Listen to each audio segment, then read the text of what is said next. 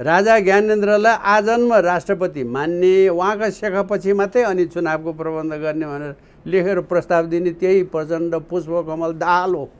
ल भनिदिनुहोस् दुनियाँलाई लिखित छ किन छैन? के चाहिँ कुराको लिखित छैन? राजा त्यसै बौलाएर भने चाहिँ यो पाँच बुधे भने के हो? गफको कुरा हो।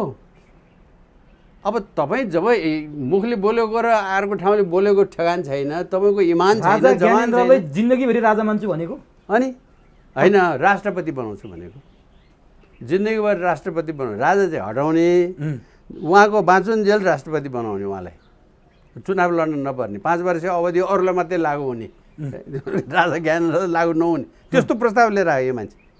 म हुँ बाबा त्यसको प्रतिनिधि। के कुरो गर्नुभयो तपाईँले?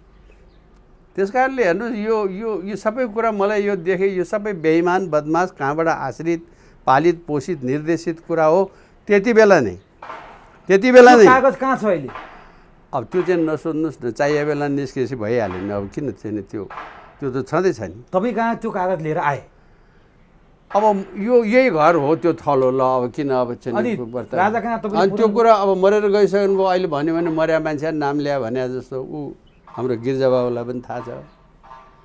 यो अहिलेको यो अर्कोबाट पार्टी खोलेर हिँडेको छ हाम्रो गोर्खाको चाहिँ डाक्टर, उसलाई पनि थाहा छ। थाहा नभए त कसलाई छ?